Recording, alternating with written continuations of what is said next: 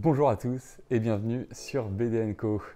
Alors aujourd'hui, dans cette vidéo, on va parler des BD biographiques et autobiographiques. Je vais vous en présenter trois que j'ai appréciés de mon côté. Avant de commencer cette vidéo, je vous rappelle que si vous aimez mon contenu, vous pouvez vous abonner en bas de cette chaîne. Si vous appréciez la vidéo, bien sûr, laissez un j'aime après l'avoir vue. Et puis, j'apprécierais que vous me partagiez en commentaire si vous avez déjà lu des BD biographiques ou autobiographiques et lesquelles. Et si vous pouvez m'en conseiller quelques-unes, moi ça me fait toujours plaisir. Alors, pour commencer, j'ai choisi la BD de Guy Delisle, Pyongyang. Alors, Guy Delisle, c'est un Québécois qui a écrit d'ailleurs plusieurs BD, mais qui à la base est animateur, donc pour les dessins animés.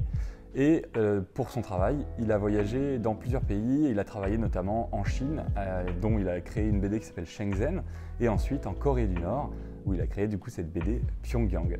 Il a ensuite été dans d'autres pays, notamment la Birmanie et Jérusalem, pour suivre sa femme qui travaille chez Médecins Sans Frontières. Et il a fait aussi deux BD, donc les Chroniques birmanes et les Chroniques de Jérusalem, pour lesquelles il a reçu d'ailleurs le Fauve d'Or, donc c'est la meilleure BD de l'année, entre guillemets. Dans Pyongyang, que j'ai choisi, il nous parle donc de son aventure, les 2 mois qu'il a vécu à Pyongyang en 2003, donc c'était il y a quelques années, et en gros de tout ce qu'il a vécu au quotidien, que ce soit les choses qui l'ont étonné, les choses qui lui ont fait peur aussi, et toutes ces petites brides de vie qu'il a passées là-bas. C'est une BD qui est assez simple à lire, c'est vraiment plus des petites histoires de son quotidien, autour de tout ce qu'il vivait sur place, que ce soit dans le studio de Corée du Nord, mais aussi dans sa vie de tous les jours, dans son hôtel, dans les visites qu'il était obligé de faire avec son guide, et dans toutes les petites balades où il était à chaque fois supervisé lorsqu'il sortait de l'encadrement, on va dire, du travail quand il était sur place. Alors j'ai beaucoup apprécié cette BD pour plusieurs raisons. La première, c'est que je trouve ça intéressant de regarder un pays qu'on ne connaît pas du tout, dont on a très peu d'images et très peu d'informations. Là, on vit avec lui, on va dire, son histoire, et puis on avance dans toutes ces petites brides de vie du quotidien avec lui, et je trouve ça assez intéressant. La seconde, c'est aussi parce que j'ai vécu en Chine pendant 6 mois en 2012, dans la ville de Chengdu, et là-bas, personne ne parlait anglais, et j'ai retrouvé aussi des petites choses du quotidien que moi j'avais vécu là-bas, dans cette BD-là, des petites choses qui font parfois un peu sourire, et qu'on aime à relire dans ces cas-là. Et enfin, je trouve que c'est vraiment bien écrit, c'est facile à lire, c'est-à-dire que là il y a 176 pages, mais on ne les voit pas passer, ça se lit vraiment rapidement, c'est vraiment des petites histoires, donc on avance assez facilement. Il n'y a pas par contre une grande trame, à part son voyage bien entendu, mais il n'y a pas comme une grande trame où il faudrait rester accroché pour voir tous les détails, etc. Là c'est plus une lecture souple et détendue. Pour les dessins, c'est vraiment très simple, c'est du noir et blanc. Je vous mettrai quelques images, mais c'est du noir et blanc, vraiment simple, mais ça se lit très correctement. La deuxième BD que j'ai choisi de vous présenter, c'est L'homme qui tua Chris Kyle de Nuri et Bruno. C'est présenté chez Dargaud, édité chez Dargaud. Et ça parle donc de l'histoire de Chris Kyle et plus particulièrement de l'histoire de Eddie Roth, qui est l'homme qui a tué bien sûr Chris Kyle. Alors pour ceux qui ne connaissent pas, Chris Kyle, c'est un homme américain qui était sniper dans l'armée américaine et qui a fait plus de 165 morts, enfin 165 tués confirmés. Donc imaginez, c'est quand même une personne tuée tous les 2 jours pendant une année.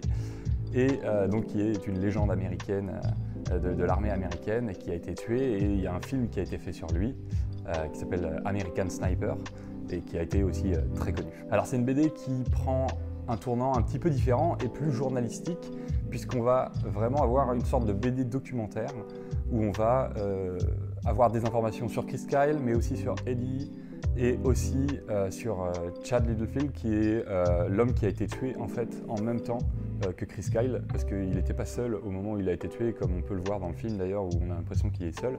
En fait, Eddie a tué les 2 personnes en même temps. Et on va avoir toutes ces informations autour de lui, autour de la guerre, autour de qui était la personne d'Eddie, donc le tueur. On a plein de choses aussi autour de la femme de Chris Kyle, des interviews qui ont été faites de Chris Kyle, des interviews des gens autour de Chris Kyle, etc.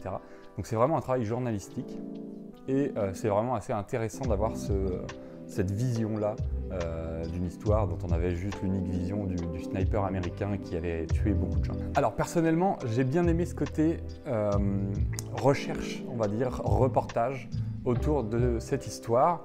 Et j'ai trouvé ça vraiment intéressant en point de vue personnel d'apprendre des choses comme ça sur une personne que moi je connaissais pas plus particulièrement, mais c'est aussi parce qu'on est européen et qu'on ne connaît pas forcément ce genre de choses, mais aux États-Unis c'est vraiment une légende, d'ailleurs ils l'appellent la légende américaine. Et ça, j'ai trouvé ça vraiment intéressant.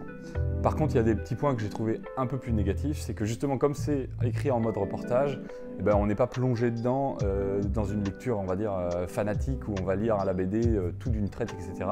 Moi, je l'ai lu en plusieurs fois. Je me suis arrêté à chaque chapitre, où en fait, j'apprenais sur un chapitre ou deux, et puis ensuite, j'arrêtais et je reprenais un peu plus tard. Donc, si vous êtes des lecteurs qui aiment bien être vraiment plongés au cœur de l'action, là c'est plus reportage et ça prend plus de temps. Ensuite, il y a un truc que j'ai pas du tout apprécié personnellement, c'est les dessins. Moi je trouve qu'ils sont vraiment pas très beaux, très simplifiés.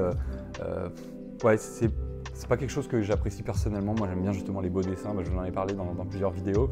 Mais là on est vraiment sur du dessin simpliste au possible. Moi, c'est pas quelque chose qui m'attire énormément. Ça reste une bonne BD, c'est pas parce qu'il y a des dessins que je trouve pas beaux que j'ai pas du tout aimé la BD, au contraire.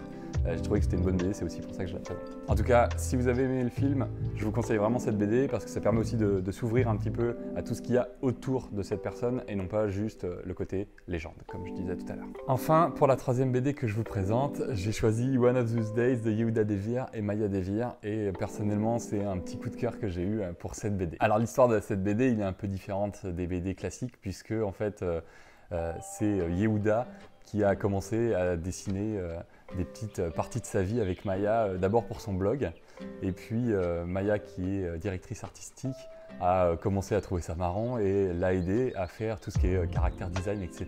Et comme Yehuda était un fan des comics de super-héros, il a essayé de récupérer ses brides de vie et de les mettre à la mode un petit peu du style, on va dire, BD de super-héros. Ça a pris rapidement de l'ampleur sur Internet, c'est devenu même un peu viral sur Instagram, etc. Certaines de leurs images en tout cas.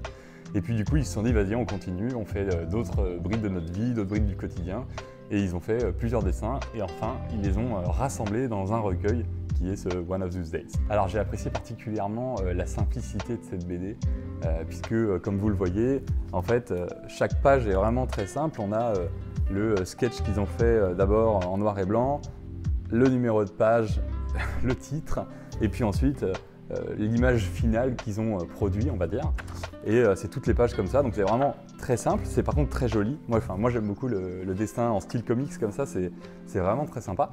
Mais c'est une BD qui est vraiment très simple. Donc pour les personnes qui veulent une histoire complète, etc., c'est pareil, on va pas avoir une histoire sur leur vie, etc. On va plus avoir des brides du quotidien, des petites histoires, des petits moments marrants qu'ils ont partagés. J'ai particulièrement aimé cette BD aussi parce que ça me touchait. Il y avait beaucoup de choses de mon quotidien avec ma femme que je retrouvais là-dedans, des moments un peu drôles.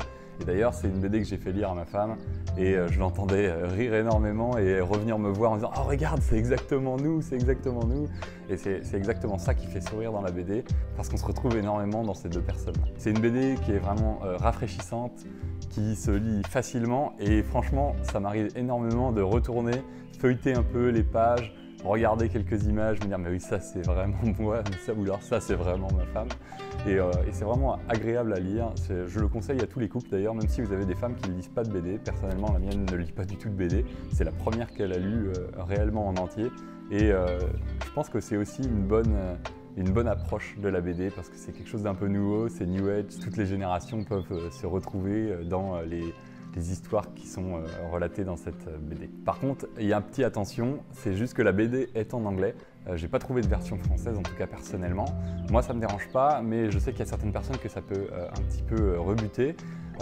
Après, attention, c'est quand même une BD où il y a, on peut le voir, très peu de mots et très peu de bulles. Et bon, parfois c'est 2-3 mots les bulles, mais souvent il n'y a pas grand-chose. Donc, au pire, si vous parlez un petit peu l'anglais, ça passera quand même. Et puis sinon, vous pouvez traduire en anglais ou sur votre portable rapidement les bulles. Mais souvent, l'image décrit bien plus facilement l'histoire que la bulle. Donc, faudra pas hésiter à juste regarder les images, c'est aussi ça le petit plaisir quand je dis lecture facile, c'est que ça se regarde et puis ça se dévore très facilement. Voilà pour les 3 BD biographiques, autobiographiques que je vous ai présentés aujourd'hui. Je vous souhaite une très bonne journée et je vous dis à dans 2 semaines sur BD & Co. Bye.